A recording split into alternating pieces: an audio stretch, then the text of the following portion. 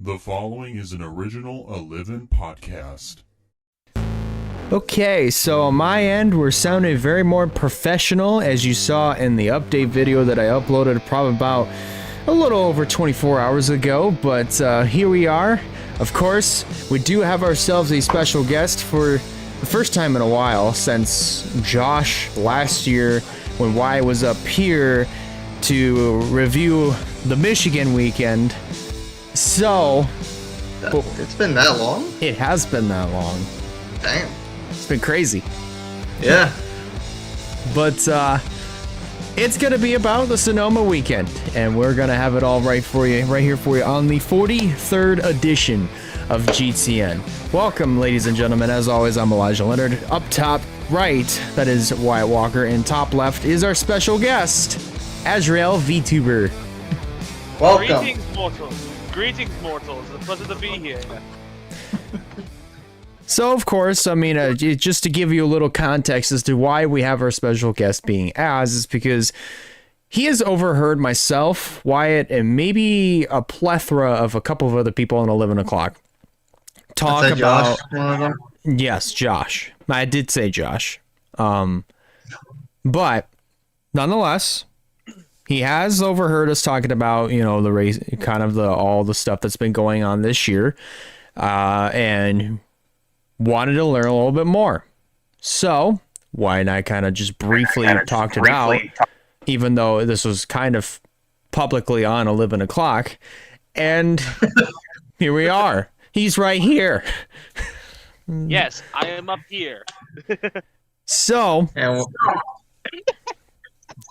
With that being said, he's going to learn a little bit about how we kind of do our show. And of course, if he ever has any questions, he's more than welcome to ask at any given time, just that way he can have a better understanding of what we're talking about.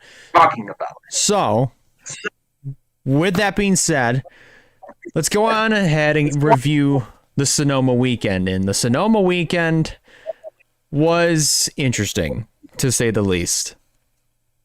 I will say that half of this is true for the Cup Series side, but the most dominant car did not win the race, and it happened to be one was a half surprise. The other one we knew, at least one of us kind of called that one, but it's like it was a pretty good weekend, especially for the Xfinity Series with their debut race at Sonoma. First time ever going for that series. Which is crazy to me because I thought maybe the early to mid 2000s they probably might have taken a trip or two there. No. I was thinking Martinsville, where they hadn't been there since 2006 all the way up until 2020. And yeah, I was thinking it would have been the same case for Sonoma, but that is not the case. This was their inaugural trip. And just to give you a little insights there, there's two different types of series. The Cup Series is the highest. There's three. There's three. Yeah. But for this weekend, there was two. We have the Cup Series, which is the highest level. The Xfinity Series is the second best level, and then we got the Truck Series, which is like when you're young and trying to start your career, you start off on the trucks, and if you do a really good job, you graduate up to Xfinity, which is the secondary season, and then you move up to the Cup Series. Got it. I had a feeling that the Cup Series would be the top rank. So it's like what? Like Cup Series, obviously, and then like second before the Cup Series is the Xfinity, correct? Yes. Correct. Xfinity is the proving ground before Cup. Names are made, as it's always the... Damn it. I lost the word. It's the slogan. It's the slogan for the Xfinity Series. And I gotta say, this is kind of funny you say that. Names are made here. Meanwhile, back in the mid-2010s, Cup drivers winning left and right. More notably, Kyle Busch, Brad Keselowski, Joey Logano. Maybe those three just pop up in my head the most. And here's more that pops up in mine. You got Carl Edwards, Kevin Harvick, Kurt Busch a couple times, Denny Hamlin, and a good segue. This winner, Eric Almirola. Who I think this is his first start in a little while this year. But the way he won has to be, I mean, it came as a surprise.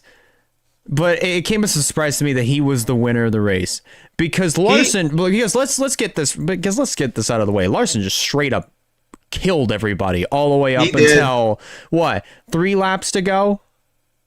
Right around that point, it was either within 5 to 10 laps to go. Was it about 5? 10. I think it was around 10 laps ago. I forgot. I do not remember what happened, but I know I remember what happened. So what happened was, of course, Almirola was leading at this particular point, and Larson was trying to get the lead back.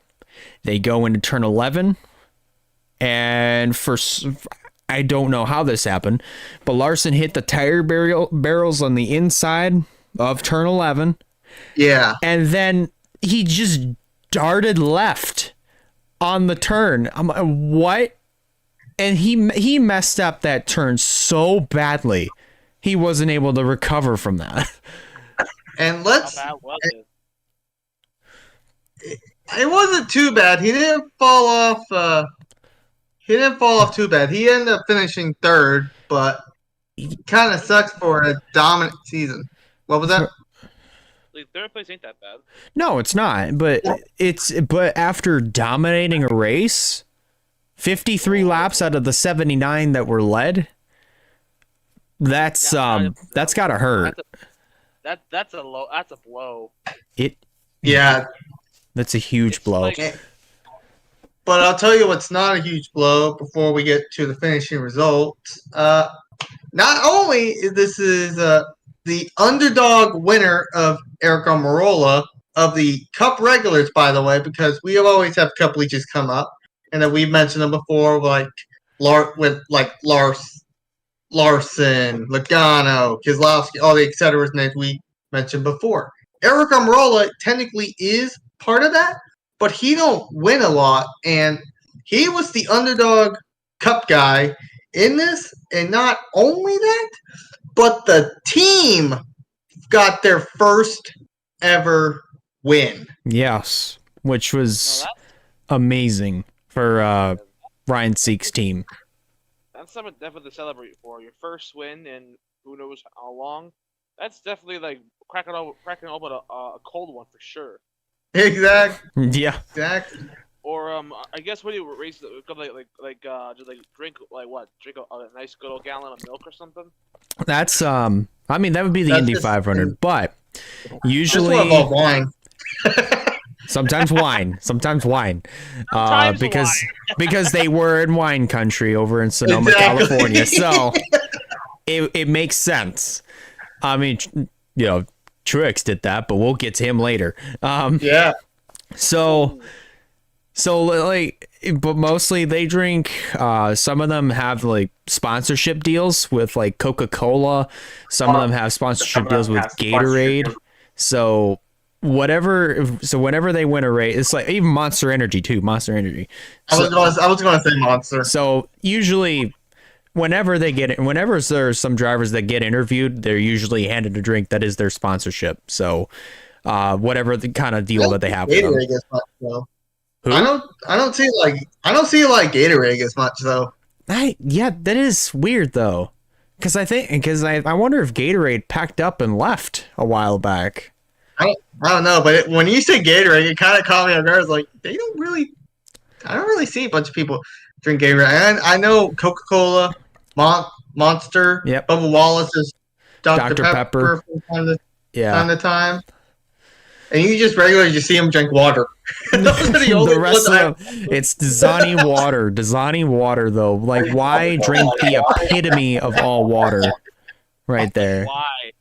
This... It's a celebration, and you go for water. What's wrong with you?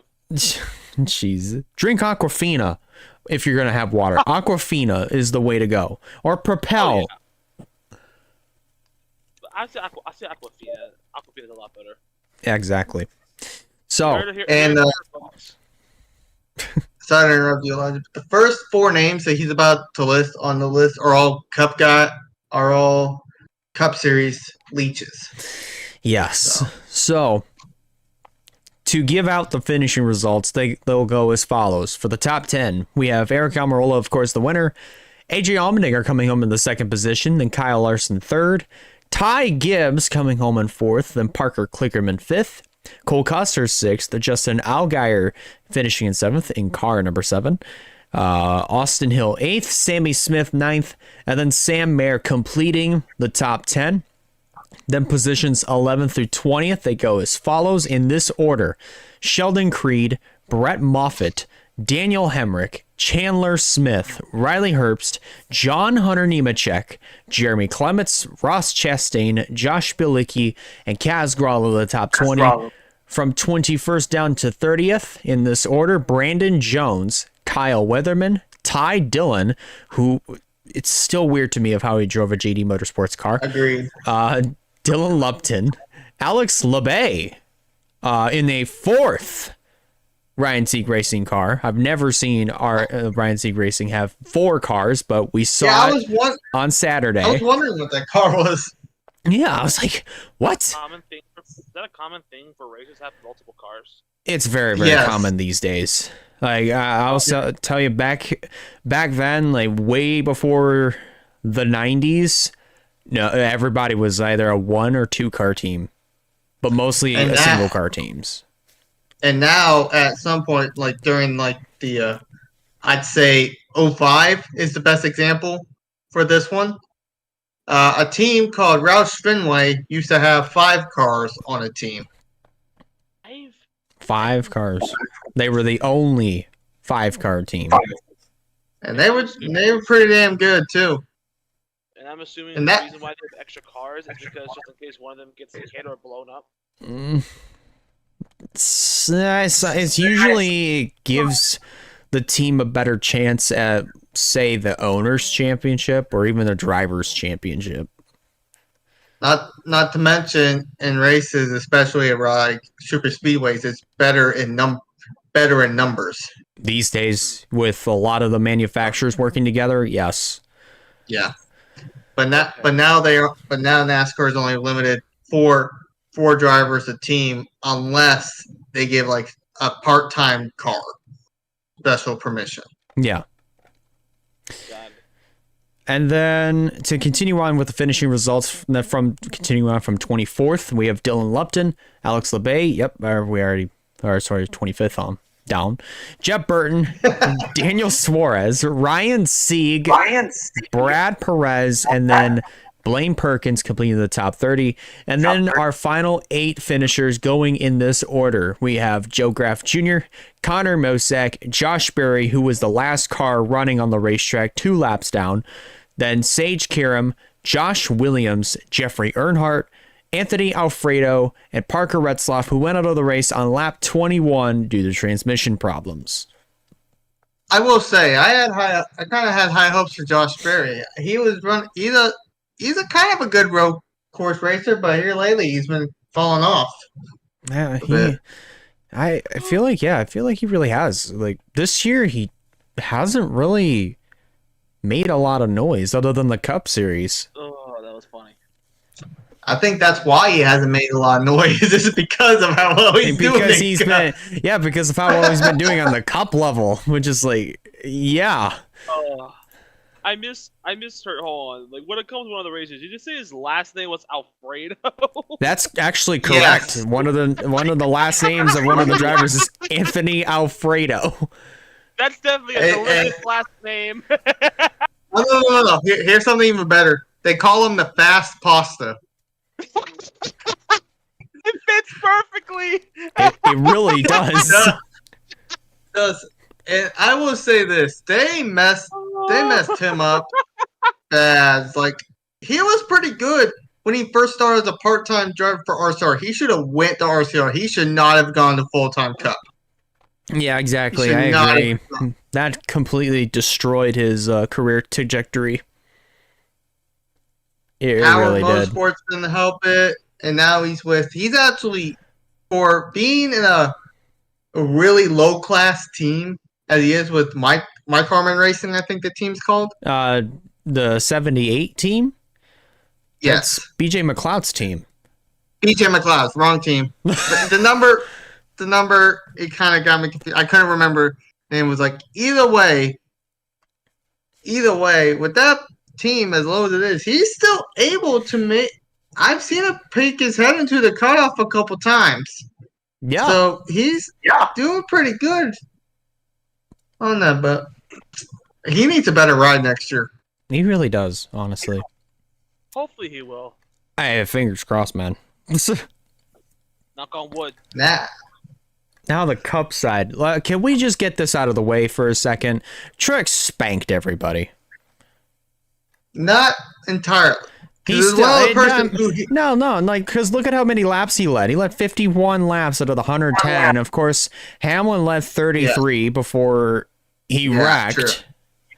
Or maybe got wrecked, I don't know. But No, apparently I think he busted a toe link when he hit the inside wall of Sonoma. Yeah, on the front stretch. Yeah. But the only reason why I say that is like Hamlin led the first half of that. It was mainly a Joe Gibbs dominant between Hamlin and Truex.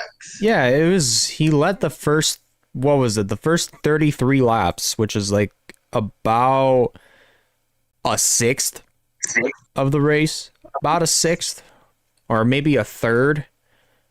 But then Truex kind of just took it away from there. I mean, of course, you have Kyle Busch, who've led 17 laps, though. Yeah. But let me talk about these two for a minute here. Like, these two were a no-show for a while, and then pit strategy elevate, especially for the second stage for Kyle Busch, who won the second stage. He was a no-show. Logano was nowhere near the front that entire time until like close to the end. Like, this was crazy because, like I mentioned, it was mainly Truex and Hamlin. Bell was sprinkled up there. Michael McDowell about ran top 10 the whole time. AJ Allmendinger was there the whole time, so was Chris Buescher. There was a bunch of drivers ran up there top good amount of time, and then you just see Kyle Busch and Logano come out of nowhere. Right, yeah. But yeah, my boy, I called the race. I called that one. Somehow. My boy Truex. Somehow. Did he actually make an accurate prediction? Yes, he did. This is actually pretty accurate to say the least, because now he is the second all-time winningest driver at Sonoma. That's right. The first. Jeff Gordon. Jinx. Jeff Gordon. He has 5 points. All right. You go. Gordon has 5 wins here. Truex now got his 4th win. And he beat out Tony Stewart, who had 3. Oh, so he's catching up. Yeah, I mean, he's just adding on more numbers, man. But this is the first, I want to say something here. This is the first multi-win season for Truex since 2021. This is the best that Truex has done in a while. And it's probably rumored that he's going to retire. Maybe he even stays another season of how well it's going. But that trend I've been saying still continues because he's had off seasons every even year. Now it's another odd year, and he won the first exhibition race. He won the Clash race. Then he got Dover. Then he won Sonoma. Like you mentioned, he's already won 2 points-paying races, and then you got the first ever Clash race. And it's an odd year. Yeah. If anything, if he's to retire, this will be a perfect here for him to retire. But I also don't. I see it happening, but at the same time, I don't think he's going to retire. I don't know yet. I don't think so either. I don't know. With Truex, I mean, who knows? Maybe he could maybe go one more year if he really, really wanted to, but I don't know. But there's some names here that are surprisingly in the back.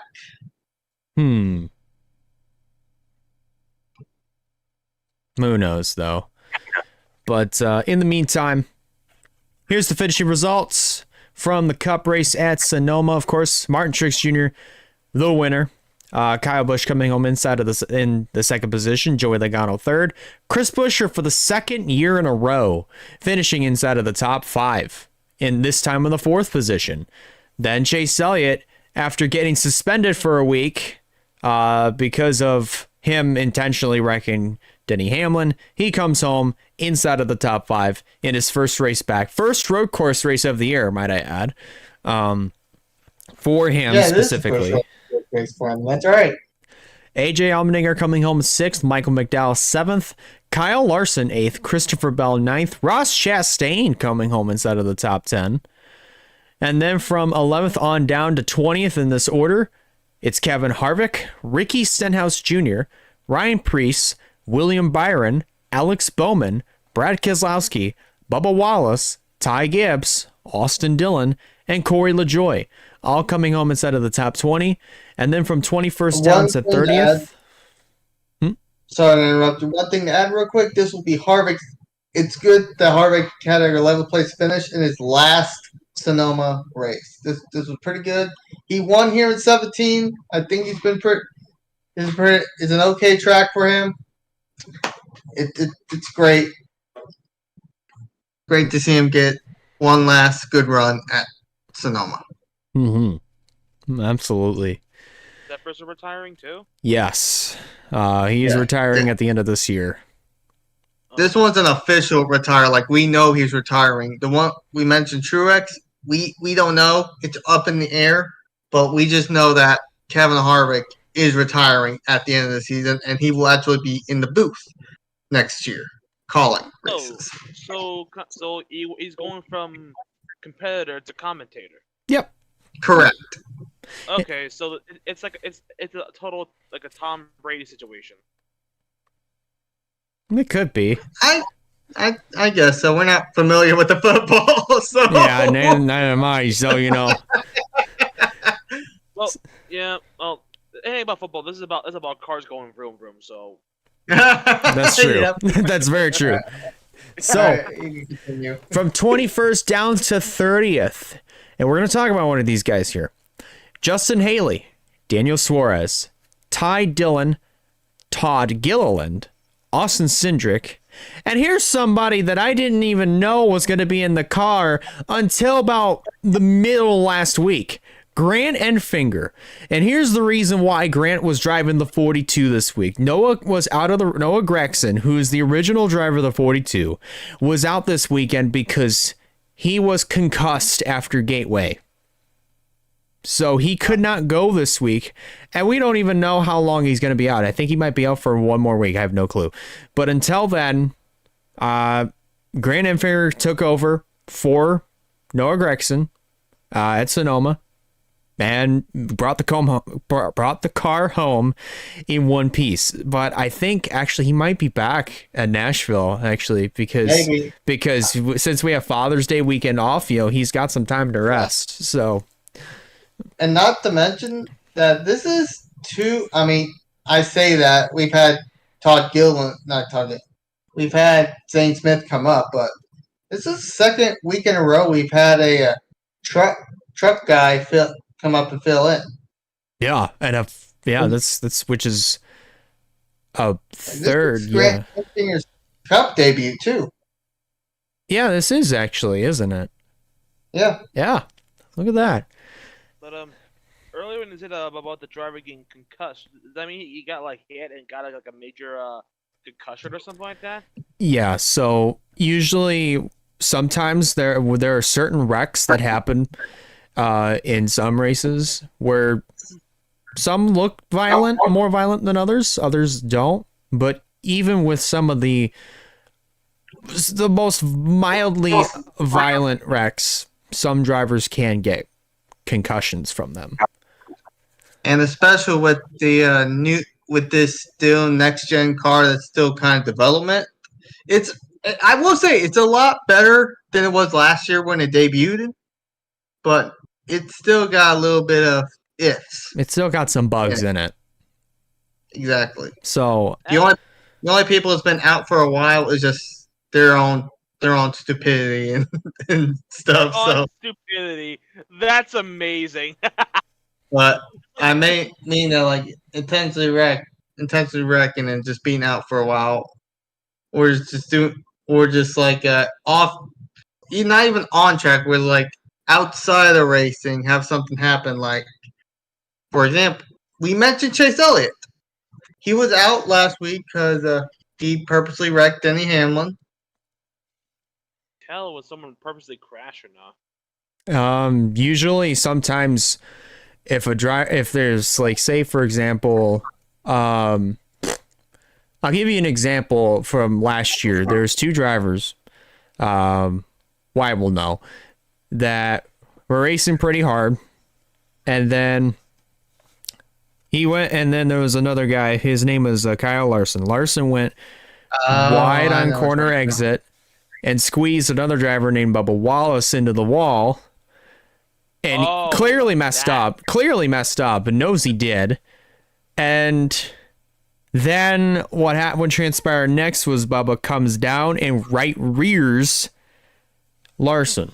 So usually sometimes the way we know if it's intentional or not is either if the driver blatantly retaliates or right. Well, sometimes the retaliation can come from right rearing somebody or just straight up taking them out. You know? And there are times when it is, all of these are mainly accidental, unless they're actually purposely trying to do retaliation, like he said. But like original hits are mainly on accident, mistimed in the corners. But then other people don't see it that way. Mm-hmm. Especially if you're racing hard with someone and starting to get annoyed. Yeah. Like, get out of here. It's kind of, especially if the car is like super hot too, then the aggravation level is high. Yeah. Gotcha. So. Heat has some ways of messing with your emotions, so figuratively and literally. But continuing on here. Go ahead. Continuing on. Harrison Burton, Eric Almirola, Chase Briscoe, Josh Bilicki all completing the top 30. And then our final 6 finishers, Ryan Blaney, who was the last car in the lead lap, then Eric Jones, Tyler Reddick, Zane Smith, Andy Lally, who was the last car running on the racetrack, and our only retiree was Denny Hamlin when he went out of the race on lap 92 when he wrecked on the front straightaway. Oh. Which that's a surprise that he's the only one. And it sucked because he had a fast car. Yeah. How did he wreck? We talked about he's the one that he hit that inside wall in that front stretch, and it messed up a toe. If I'm not mistaken, it messed up a toe link. Yeah, you did say that. Oh, okay, gotcha. So now, I need to check to see if we got any news this week. No, what about points? Oh yeah, because I was about to say, it's like, dude, you're a points guy. Yeah. What the? Yeah, that's right. I skipped to the point. So wow. What's going on here? As it's mainly during the race, and with this format, it's basically a win and you're in. Like what the in part is, like you have for the Cup Series side, you have a 16 driver playoff field. Got it. And it don't start till like probably late August, early September. Yeah, that maybe sounds late about right. September. That sounds about right. Yeah, that's pretty close. And there's the full race season at 36 races. Mm-hmm. The regular season, the races before the playoffs start, there's only 10. No. Yeah. Regular season's 26. Regular season 26, yeah. But yeah, there's 10 playoff races in the Cup Series. Mm-hmm. And each 3 races, there's a 4-car elimination. So basically, there's in the final round 1 race, 4 drivers will be eliminated. Now there's 12 cars fighting for the championship. But before we got the point standings, our little points playoff grid. See who's all above the cut line from trying to make the top 16 and who's all below. And we're doing this with like 32 full-time, 32, 33 full-time. Because there's like a bump. Yeah. There's some good part-time drivers in there. Yeah. But it's all decided between those. And the point standings from the first race all the way to the 26th race, you have to try either win or you point your way into the playoffs. So now, when and second chance in the points.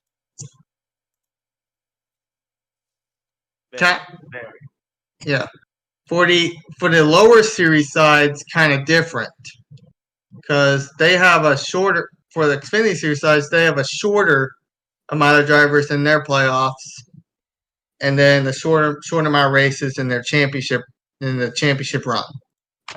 But to determine the champion, by the way, at the final race of the season, there's 4 drivers left in each series. And you have to be the highest finishing driver of the 4 to win the championship. You don't even have to win the race. If you win the race, it's a bonus, but mainly you got to finish ahead. And here lately, and the Cup Series Cup Series started doing this back in 2014. There has not been an outside playoff winner or outside championship 4 driver that has won championship. A driver in the championship 4 has always won since 2014. Yeah.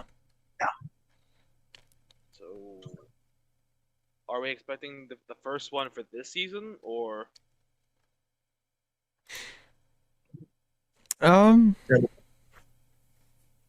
So usually it's just man, I don't even know how I was gonna word that.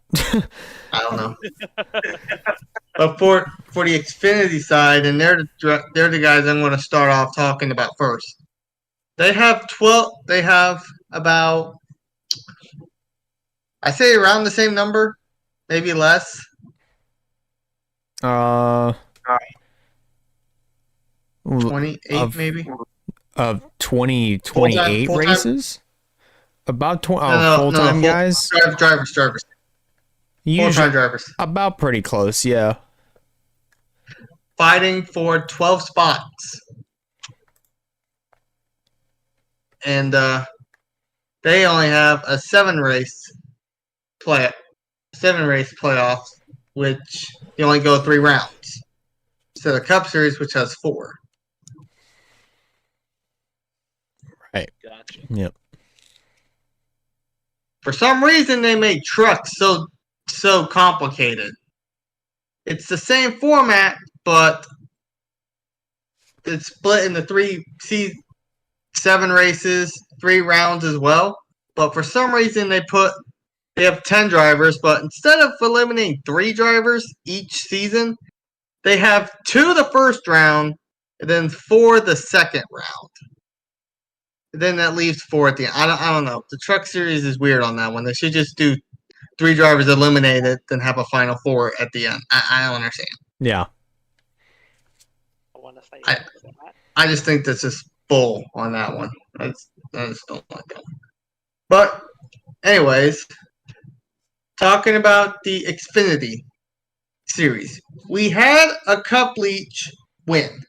So there is no different winner. No one else got locked in their spot as a winner for the playoffs yet. But we got Austin Hill still top of the board with 3 wins, and then John Nemechek falling up behind with the only driver with 2 wins, and then all the 1 winners go as followed: Justin Allgaier, Cole Custer, still rookies back to back, Chandler Smith and Sammy Smith. They're not related. And Jeb Burton. Now for the points. Josh Berry dropped a good amount of points. He was in the hundreds above the cut line, but now he's up. He's only up by 91. Creed up by 80. And there's a big old 30. No. 29, I think. No, I'm right. 39 gap. I think that's right. Yeah, that's right. 39 gap with Sam Mayer, who is up by 41 points. Apparently, I put a T in Mayer's name for some reason.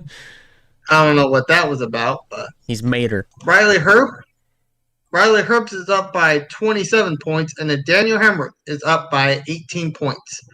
Those are all the drivers above the cut line, and then below the cut line is Brandon Jones out by 18, Parker Klingerman out by 27, and then a huge jump with Brett Moffitt down by 70 and Ryan Sieg down by 77. And we only have about, I'd say, 12 races left in the regular season for Xfinity. We're pretty close. If I can load this up, because I don't think they. Let's see, 1, 2, 3, 4, 5, 6, 7, 8, 9, 10, 11, 12. Yes, correct. 12 races left. And just to let you know, as we just go with only the how we do is just so we don't list every single driver. Takes too long. We just stick with the top, the people that are above the cut line, and the first 4 below. Yeah. And if we need to talk about others, I pull up the standings. I make my own doc on stuff. I keep stuff written down. I'm able to talk about it. Basically, you don't know who it is, but he's America's crew chief. He used to crew chief a driver. Now he's on the broadcast team. He's like America's crew chief. He gives ideas. His name is Larry Mack. So I'm basically the Larry Mack of all this. Pretty much. So, but yeah. Now we go to the Cup Series side where Mark Truex Jr. got his second win of the season. Brought him up a couple spots up in the point. Not points, but the I lost my words there for a minute. Nice job. But either way, this goes as follows. William Byron still top spot with 3 wins, and Kyle Busch followed up close behind with 3 wins as well. Then Truex and Larson are the 2 winners, and then the winners, first the 1 wins people go as followed: Ryan Blaney, Christopher Bell, Denny Hamlin, Joey Logano, Tyler Reddick, and Ricky Stenhouse Jr. Now for the points, is actually getting pretty close. Ross Chastain is the highest above the points guys by 1 point over Kevin Harvick. Ross Chain's at 173. Harvick is 172. Did you just say Ross Chain? What? I heard Ross. I said Ross Chastain. Yeah, I heard Ross Chain. I don't know. I have no clue. Man. She's so pissed. So, and then you got Chris Buescher, who was up by 102. There's a 70-point gap between them. Mm-hmm. Then you got Brad Keselowski up by 96, and a huge gap between him and Bubba Wallace, who's up by 26. Then Alex Bowman jumped back up in the playoff, back up in the top 16 with 3 points. So now for the cutoff. So it is really close. Yeah, it's getting there. And here's another close one too. The cutoff. Daniel Suarez is down by 3. Ty Gibbs 11. Michael McDowell 14, who after having a great run, he's slowly making its way back up into the top 16. Keep an eye out for Michael McDowell. He's a sleeper pick. He's a sleeper. And then kind of. Yeah. That just means he's like a really dark horse kind of. Yeah. Got it. And then AJ Allmendinger jumps up to the top top 4 bubble. The bubble cutoff with 33 points. It's still crazy to me of how. Well, geez, Echo. Allmendinger is still, even for not as well as he's been doing this year, he's been consistently hanging around the top 20, top 25, threshold, if that makes sense. Yeah. Because you would have thought, well, by now he probably would have already won, I don't know, let's say COTA or Sonoma. Yeah. And then he would have just been right there. He would have been in the picture. He would have gone into the chase as, as probably a legitimate competitor. Maybe, right? No, that's not the case. Right. We're 10 races in. We're 10 races left until the regular season ends. And you mentioned, but then again, we still have a couple more road courses coming up. We have the Chicago Street Course coming up in 3 weeks, which is the inaugural race, which everyone still thinks that's the stupidest idea they've ever done, doing a street course. I mean, I don't mind them doing a street course. I just have a problem with where they're doing it. Yeah.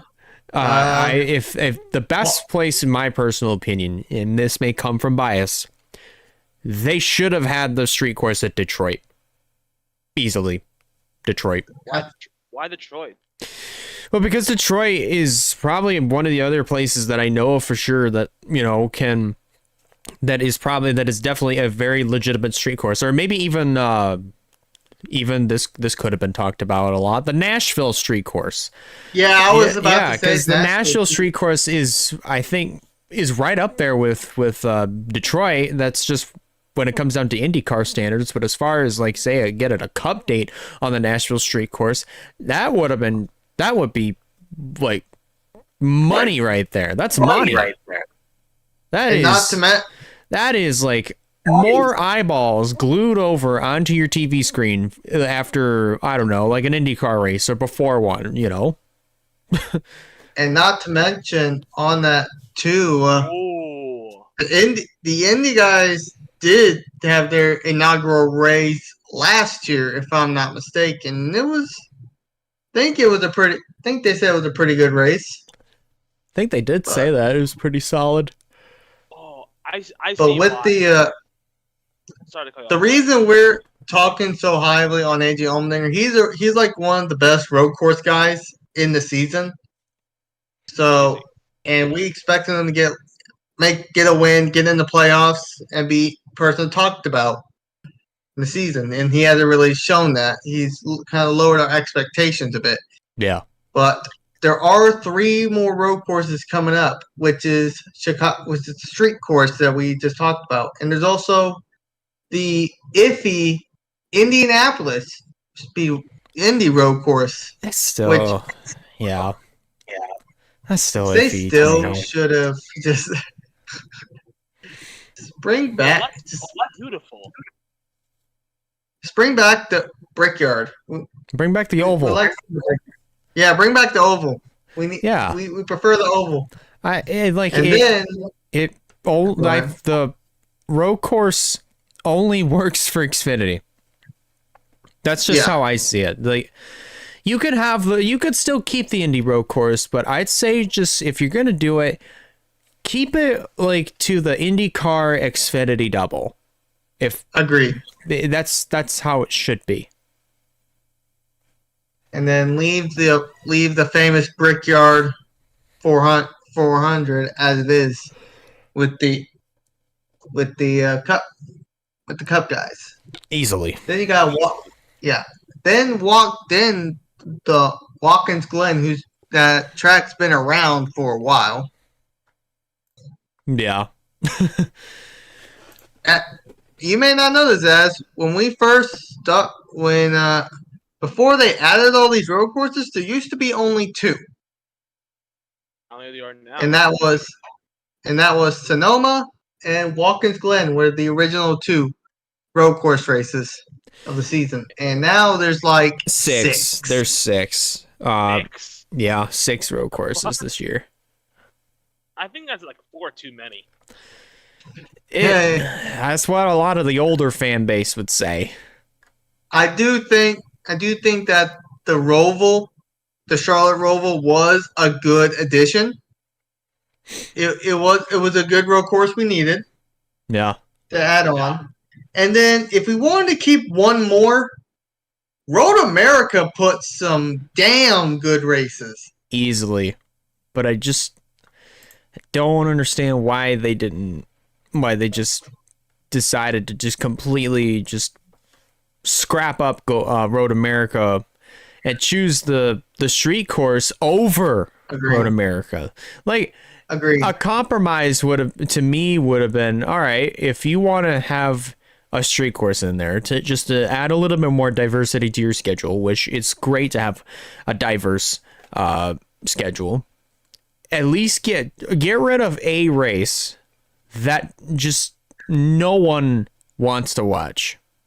A cup race that nobody wants to watch. So, in other words, I don't know. There's what is a cup race that nobody really looks forward to, honestly. I think I'd have to say the Indy road course. Not really a lot of people. I mean, it's put on some good stuff, but it's not really one of the best races. I'll give you one that it's a recent, because even now we still complain about it, even though it just happened last year. It's still not the best decision. Atlanta. No, yeah, Atlanta. Get rid of the second Atlanta date. Completely trash it. I will say another one, and this one kind of hurts me a bit because it's the closest to a home track, to Texas Motor Speedway. They butchered Texas. That was the one I was going to bring up. Texas last year rather, was abysmal. Just from the action to the issues, abysmal. And that sucked. So bad. It was that bad? Texas used to be one of the great tracks. It was actually the first track I ever went to back in 2015. And I got to see Jimmy Johnson win. Oh, wow. So it really has some good sentimental value for you, Wyatt. The thing about Texas, though, is that even when it was first created back in the mid-90s, there were still a lot of issues with it. For example, every single time, almost every single year, there has been a wreck going into the first set of corners. Almost every single year. Yeah. And even with a repave, I mean, still, it has been a massive problem. And even this year, with a entirely atrociously different looking configuration, it still has issues to this very day. Yeah. They should not have Same thing with Atlanta. They should have just kept it how it was. The racing was still amazing, and then the revamp on these are not good. No. We're already going to change one of the amazing track into a short track, which is still I'm not for that. Still don't like that. But either way, they're starting to have too many road courses. I can at least see maybe 4. And the 4 I would choose would be the 2 originals of Watkins Glen Sonoma that's been run every single year. Road America, that's been an amazing addition, and then I honestly say it's kind of a toss up between the Roval and Coda. Coda's actually starting to grow on me. Yeah, I'd say Coda. I'd bring Coda. I'd say Coda over the Roval, honestly. Not that there's anything against the Roval, it's just it's really weird to just have a road course within an actual racetrack, other than the Indianapolis road course. So, yeah. Like the Indy road course, it makes way more sense because of the size of the track. But with Charlotte, on a 1.5-mile track, it's not right to me. I will say the debut race was not a disappointment, though. It wasn't. It wasn't terrible. It sounds like, but it could also have been better. Could have been a lot worse. It could have been. Yeah, it could have been a lot. Was it actually that bad? It was actually really bad. No, it just was very chaotic. But over the years, it has kind of gotten a little bit better. I mean, last year, I think, for the Roval was, in my opinion, the best year for it. Because the next-gen car, for as many flaws as it has, I think the only positive about it is that this car races really, really, really well on road courses. Even mile and a half. Oh, holy crap! Wait a minute! Holy shit! He showed up! He for the first time in 10 million years, he rose out of his grave. Hey. I was too busy recording a Powerade truck race.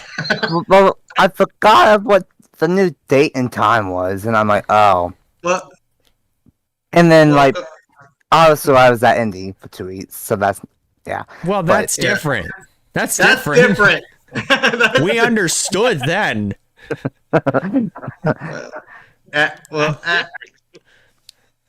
As this Stapleton is our third panel. He's usually the one with us every week, and Nathan, as is our special guest for this week.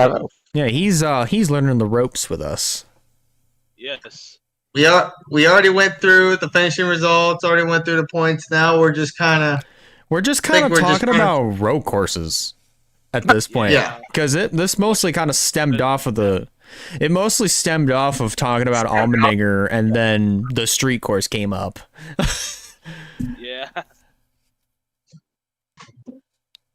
All right. Just all right. All right. It's all right. He's basically wanting to learn about the sport, and since we don't have an upcoming race until next week, we're just kind of finding news, trying to give him a little bit up to speed. Yeah, try to get this all feathered fossil up to speed on what comes to racing nowadays. Makes sense. Makes sense, absolutely. Yeah, it makes plenty of sense. Well, since you're here, what do you think of the Sonoma race? I'm gonna be brutally honest. I didn't like it. Really? I mean, I can't blame MTJ, because MTJ, whenever he leads, he stinks up the show normally. But minus the fact, I still didn't really like it. I got bullied, honestly. So I don't know if it was Sonoma or MTJ or the car or what, but it just I didn't really enjoy it that much. Here's where I become an asshole on this one. What'd you think of the Xfinity race? Oh no.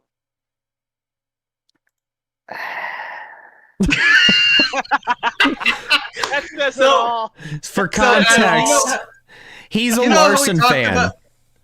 You know how we talked about Larson dominating the Xfinity race?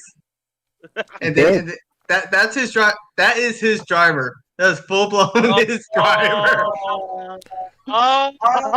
Here's the thing, right? He did dominate the Xfinity race. He did. Until he made an error. A really awesome mistake. Which let Eric freaking Amarola of all people win. I don't like Eric, but I do like that he won because of the team that he drove for. For RSS is probably my favorite underdog team in the Xfinity race. And it is good that they got a win, though. Yeah, it's great. But it's like I said before, that is the weirdest way I've ever seen Kyle Larson just lose a race. Oh, I've seen some weird ways, but that was definitely a weird way. That was that was the odd. Now we've talked about a lot of people have talked about the term choke before, but that in my personal opinion, a definition of the choke is if you have lost the race by yourself, like you personally, specifically, made a move that just completely backfired, and apparently Larson just completely choked that one away hard. I think he hit the. He did hit the tire. He hit the tire. He hit the little tire barrels, just on the inside, and then I don't know. And I don't know if that messed something with the car, because then it just immediately snapped. Your car. There's no way your car will just dart left in a right-hand corner, in a flat right-hand corner, after just slightly nudging the tire barrier, the tire walls rather. It kind of depends on how hard he hit it, though. Yeah, if it was hard enough, because I don't think it was hard, but if it was just barely hard enough, it might have done something for specific. I don't know. And it's not like it was one of the cup cars to where you do that and you could possibly bend the toe link like that, like how fragile. It was an Xfinity car. That's the weird. That's the weird part. I think it's just too much damage on the right front or something. Cause I think he only had damage on the right front, and then he had the barrels, and then it was weird. I don't know. I was a little bit disappointed. I'm not even gonna lie. But here's my question for you. And we talked about the road courses stuff. We have 6 road courses on there. If you could pick at least 4 to keep, 4 road courses to keep, what do you think? And it could be races in his own Cup Series, races we've raced at before, or it's on the schedule now, or just. Let's see here. I think number 1, no brainer, Watkins Glen. Yeah. Number 2, I'm gonna say Koa. I've liked Koa the last 2-3 years now. I don't like how chaotic it got at the end, but besides that, I like Koa. Let's see here. World America. Yeah. I want to come back. Forget the Chicago Street Course. Just forget about it. And then, honestly, the 4th one, do some rotations, like maybe Sonoma for a race, or I don't know. There's probably more local courses I'm not thinking of, but just maybe a rotation at the 4th local course race each year. If that's the case, then I wouldn't mind seeing, because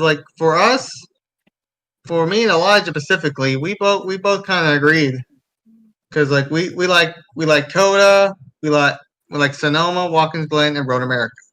If anything, I'd say more or less rotate Coda.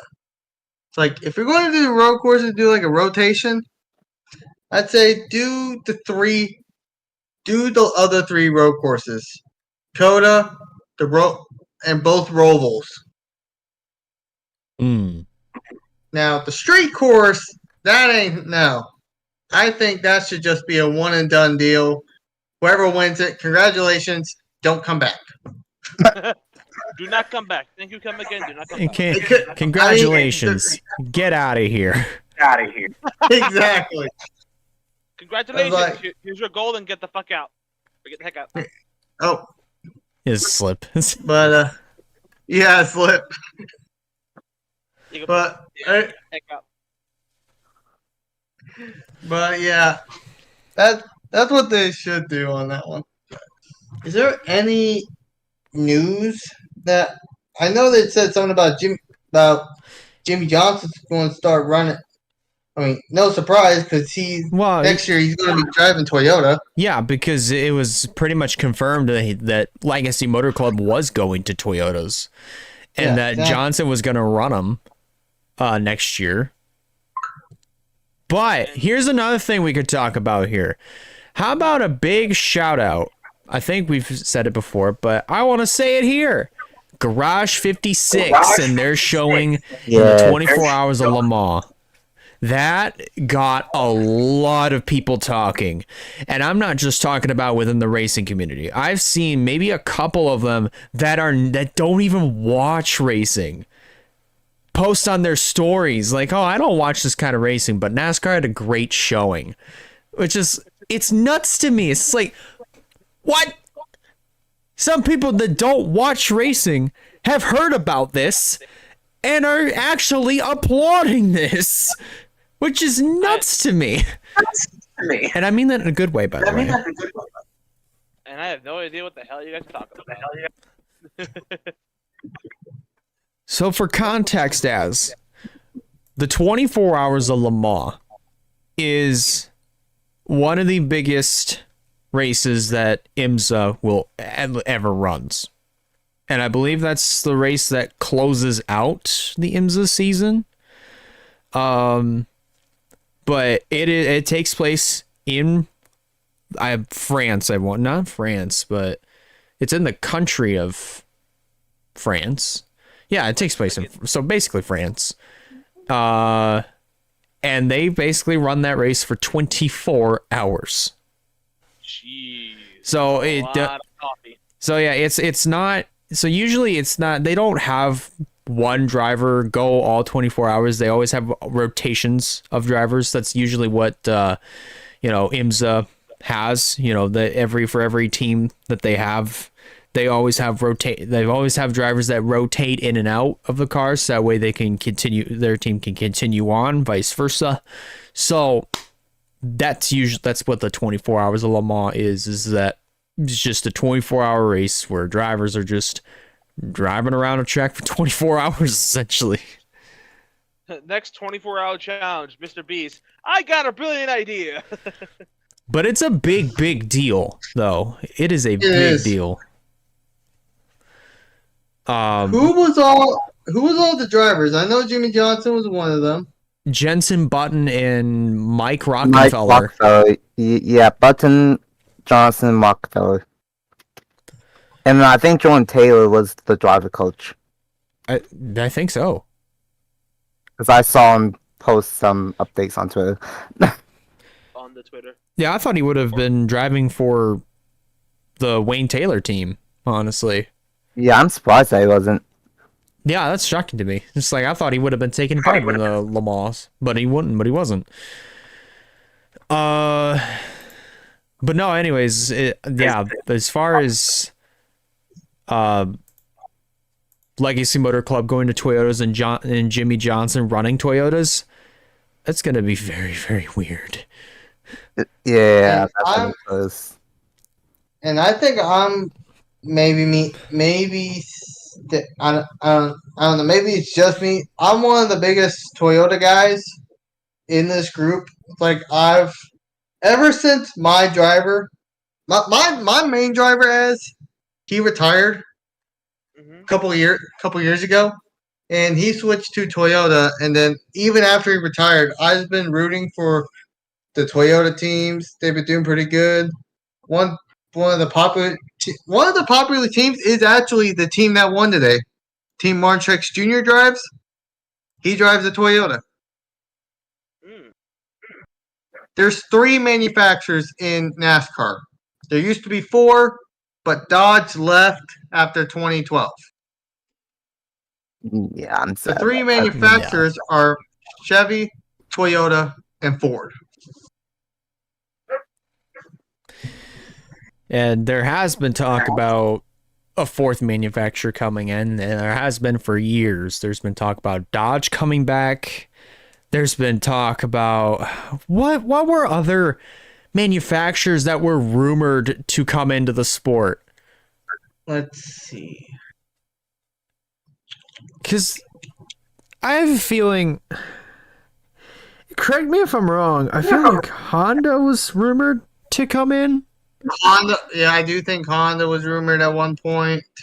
There was quite a few of them, but I feel like Dodge was rumored to come back, but Dodge declined the return because of the speeds that the cars were producing today. Mm-hmm. Because back then, of course, obviously we all know this, like, well, other than us, that the cars produced 9,000 horsepower. Yeah. Now these days, 900 horsepower, not 9,000. Wow, I was about to say that's wicked fast. Yeah, 900 horsepower. 900 horsepower, not 9,000. Don't listen to me. 900 horsepower. These days, they're running about compromise 650 horsepower. But the lowest they've ever run was 550 horsepower, which still crazy to me of how that's how slow that they've gotten. But I think it's like 725, maybe. I don't know. So unlike smaller tracks, they would run 750 horsepower. And I think this year they kind of met in the middle. They're like 70 or something. They're kind of right down the middle, 650 horsepower, which is slight improvement. Very, very slight. I feel like if you moved up for probably about 800 horsepower, try just like test the waters a little bit, with this car. See what kind of limits you could really push this car to, like horsepower wise. Like go 800, then maybe go 850 another year, and maybe you go back up to 900 the year before after that. See where you're at, That's just me, though. But as far as news, I don't think there is any. Should we try and do like some early silly season type stuff? It's like I don't know. I honestly don't know, because we have talked about Echo, by the way. We have talked about Josh Berry being the best candidate for the 4-card SHR. Was there any confirmation for that? Nothing yet. No full-on confirmation yet. That's crazy, though. Because I thought that press conference at Charlotte was supposed to be about that, but we didn't hear anything ever since then. Yeah, that's what I thought it was too, but nothing yet. That's how about this? This is not news. Any questions you think or have like anything you want to ask that we would know? Like, you got any questions?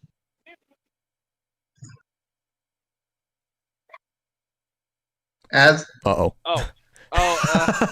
Sorry, I'm like talking to other people. No, I think I pretty much got a good gist of it right now. Alright. This is definitely very fascinating for sure.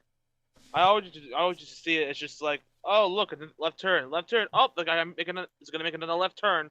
That's what that's what that's a how a lot lot of people that don't watch the sport. That's all they see, and that's all they know. Literally. Now that I have a better understanding of it, it is starting to get fascinating for sure. Oh, this is one of those deals. This one of those things where it's like, yeah, it does get pretty fascinating and interesting to watch, even if you're not a fan, you know. Mm-hmm. And if there's nothing else that's on, it's just like, hey, here you go. Race. I mean, hey, that's how I got into NASCAR in 2011. Just randomly saw it, like, oh, they're at Indianapolis. Yeah, My home track. that was the same thing with me in 2002 at Martinsville. I knew about the sport a while back. A family friend of mine and my dad used to watch it all the time. I never really got into it at that point, and then I saw my then favorite driver's name. I thought it was pretty cool. I started getting involved in watching some of the races. Mm-hmm. I slowly got into it, and by 2015, I actually technically became a fan. And then I started watching races. I've been involved in the sport most of the times. I've learned about the past and all the past races and just all. Here lately, I've been a fan. I've been keeping up, and there's been a lot of great races I've seen. Like I said, I've about gone to a track every single year. Every time it's been different. The only time I didn't was during the pandemic, because there was a track we were thinking about going, but it ended up not being on the schedule no more. Yeah. Chicagoland. Yep. Yeah. And then this year, I don't know if I'm even going, because I don't know where I would go this year. And I think it's too late to go to some good ones. So Maybe. last year, I actually went and visited Elijah. That's true. For Yeah. the first time ever. Yeah, I remember you saying that before. And it was a great experience. There's even the vlog to prove it. The 2 vlogs really to prove it. Oh yeah, I gotta watch those. I think this is off NASCAR topic, but like I still think my favorite memory of there was when we were playing with the Wii. Yeah. The Wii. If you know, you know. If anything, just look. There's a video on Instagram about Shameless plug. Hashtag shameless plug. Yeah.